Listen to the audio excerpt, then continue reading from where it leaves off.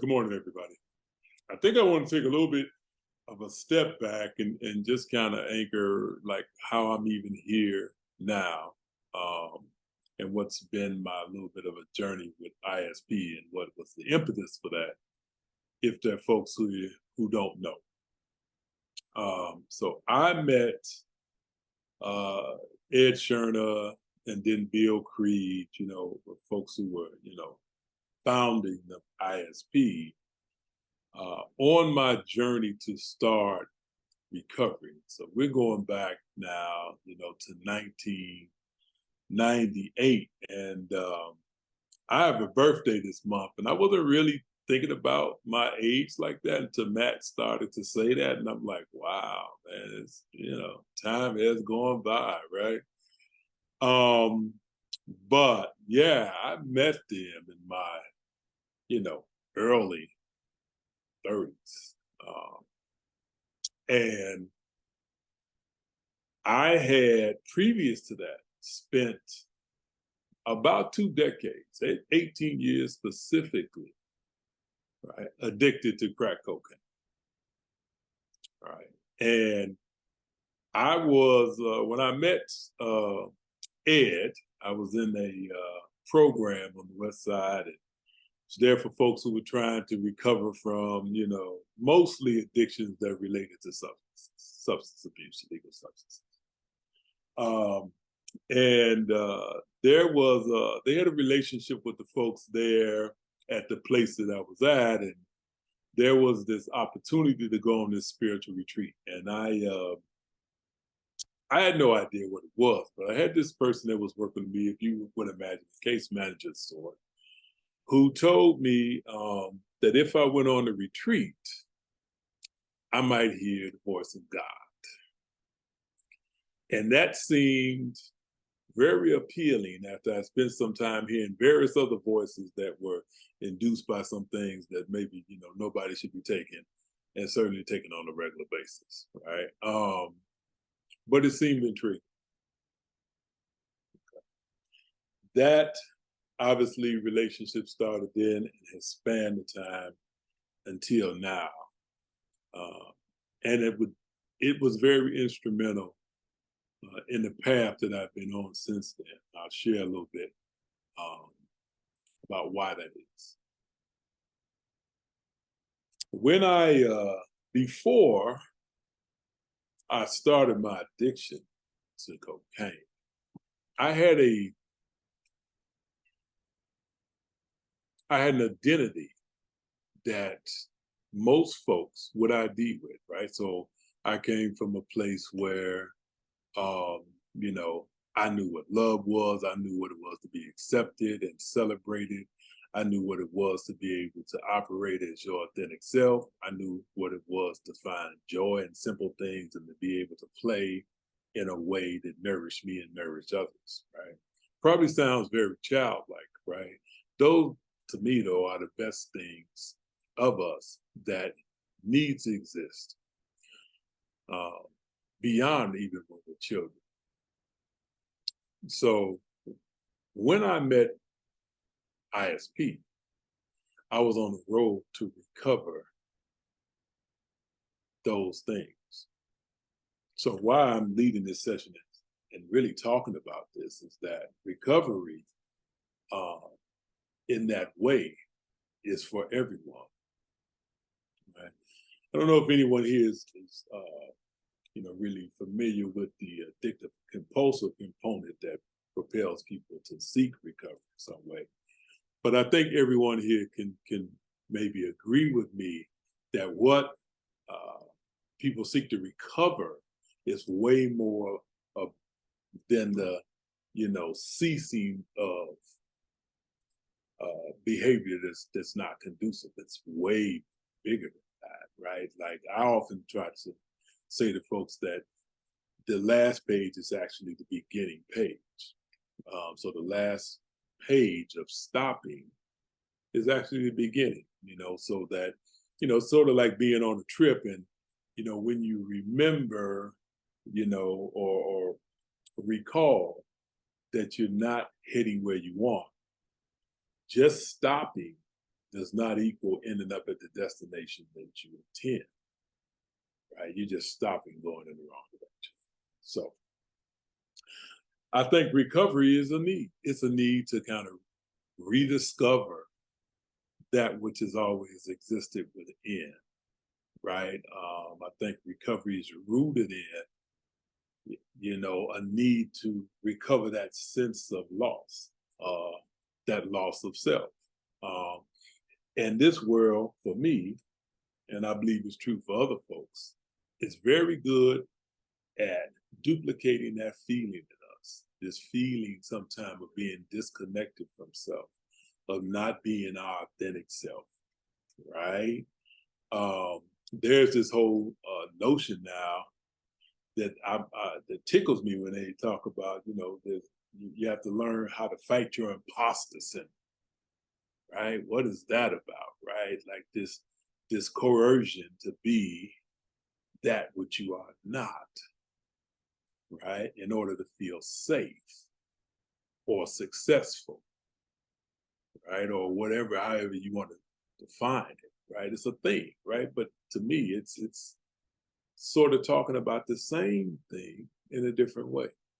Uh, and recovery, I think, is just about, you know, recovery is just about that. It's like regaining, right? It's like reclaiming.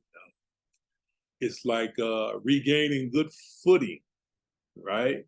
On the path of my life, right? On the journey of my life, right? Because, slippery slopes are real. And at least in my life, they can show up unexpectedly at any time and kind of present themselves in all different manifestations or disguises in some way. So I kind of want to root us in the scripture I was thinking about as it relates to this, and it's Romans 7:19. I'm going to use the NIV version that says, "For I do not do the good I want to do, but the evil I do not want to do, this I keep doing." Okay. Well, for me, I got to maybe orientate you a little bit in my story. My great need to recover, right, really started with a loss, a deep loss. And it was a loss of identity. It was a loss of a connection to what I understood to be God, God's grace in my life. And it really was rooted in my childhood, because I lost the folks that loved me and cared for me the most at a very young age.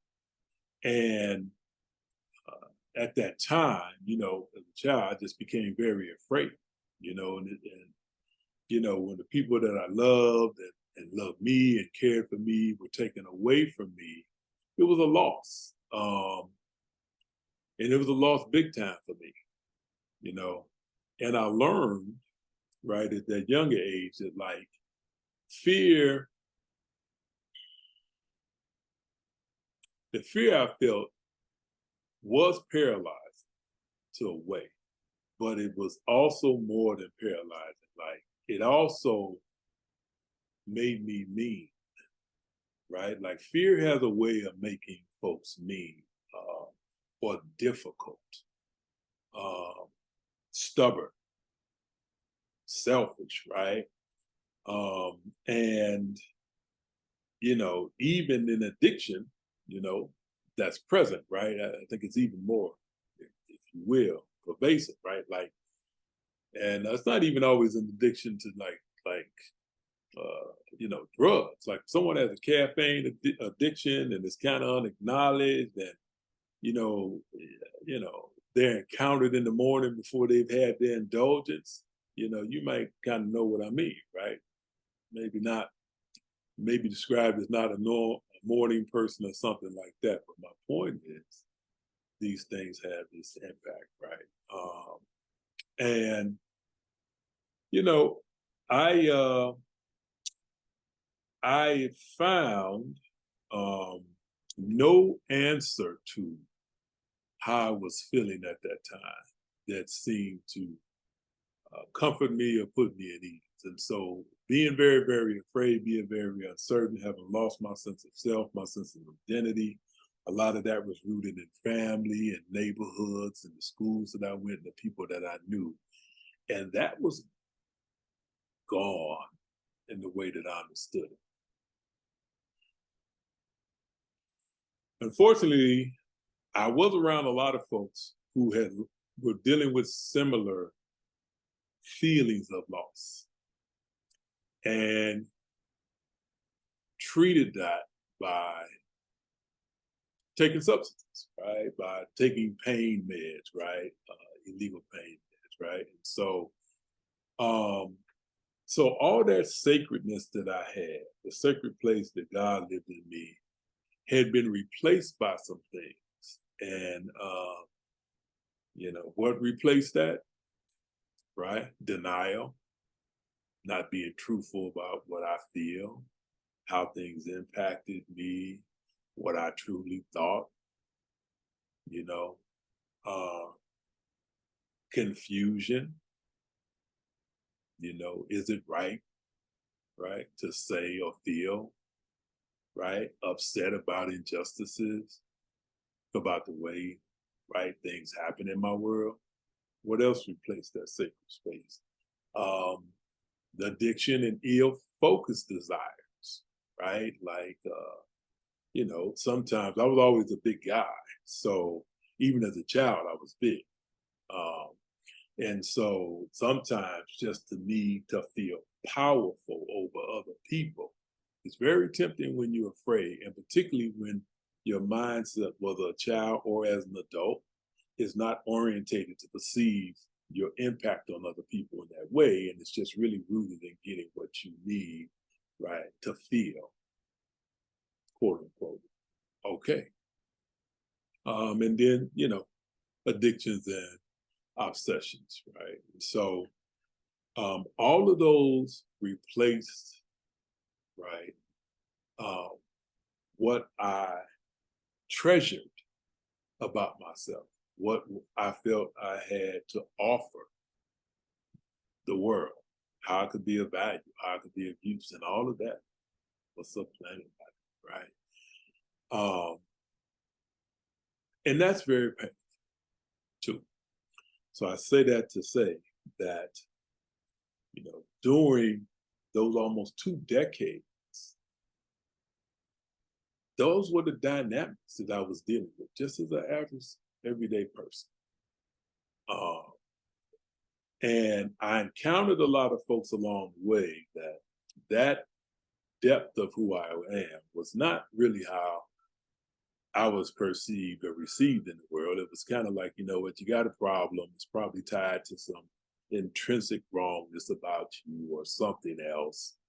And that's how we kind of address it. And, that didn't help. Fear. Yeah. Right. Yeah. That became central. So there was a huge loss. And I feel like recoveries for everyone, because those are things, those feelings and that loss happens way before someone decides to treat that feeling with an ill-focused desire or, an obsession or addiction. That feeling of, right, needing to be reunited, right, recentered, rerooted, and feeling that ebb away or slip away is something that everyone can identify with. And I feel that everyone wants to recover that. They want to be their truer selves, sort of like I was describing. But it ain't easy. I mean, it's not easy. Like, I remember when I went to a 12-step room and folks were saying recovery is a lifelong process. And I remember thinking, oh my goodness, you mean to tell me like I got to get up every day and I got to do this and I got to say that and I got to write that and I got to go, oh my, how am I going to do all of that every day and go get a job and find a place to stay and, do all these other wonderful things. How am I going to do all that stuff? But what I came to realize is that what it really meant is to have a focus and an intentionality and awareness and a plan, right, for how I orientate myself to stay rooted in my true self, in my God self, right? And there was a while like I didn't believe that God self even existed like that anymore. Like I so intimately just knew the love of God as a child. I think that's why it impacted me like that when I saw that earthly manifestation through the people around me just dissolve, right? And as a child, wanting to see the face of God and kind of feeling like I'm in this void, it's disconnected. Y'all get what I'm saying? That's huge.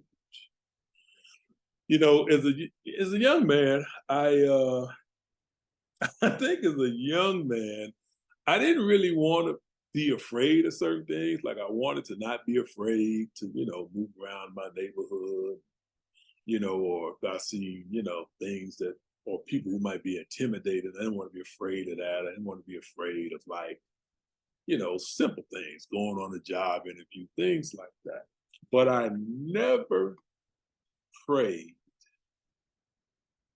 or wanted to be fearless. It was never a prayer I had. God, make me fearless. Help me to be fearless. And that came to me at some point later on in life. And I remember sitting there thinking, I'm like, well, that thought seems off. Like, why in the world would I not want to be fearless? Why in the world would I not pray for that? Right? It might sound, you just bear with me here, but it was real for me, right? Like, because of all the things, I never actually articulated that, right? And, I think in my deepest moment, my deepest self told me a truth, right? And it's probably a truth I really didn't care to hold in my conscious mind, like as helpful as it obviously would have been. And I think that was like to be fearless, if that was possible, really meant that I would need to live my life way more courageously than I had ever done. Like those two go hand in hand, right? And that being more courageous meant being way more vulnerable than I had ever been. And that was the fine print I cared not to read. That I intuitively knew that was the detail of the deal. And I don't know. That's a high pole vault, right? And to myself said, that's probably why you never really prayed for that. I think, one of my milestones, right, was just to recognize in my practice of the recovery to not submit to the emotion of fear, to not give into. And, if you could imagine during my active using days, giving in was a part of it.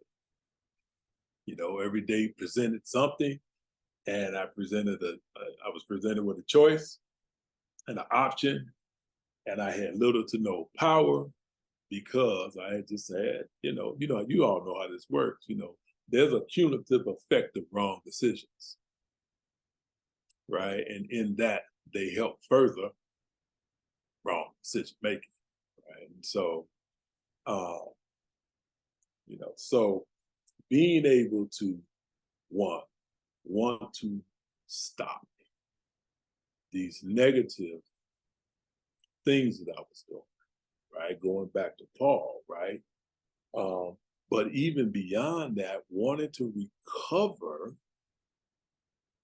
my true self, my God self, to get in contact with that, right? So yes, I wanted to stop using, but it was way bigger than that.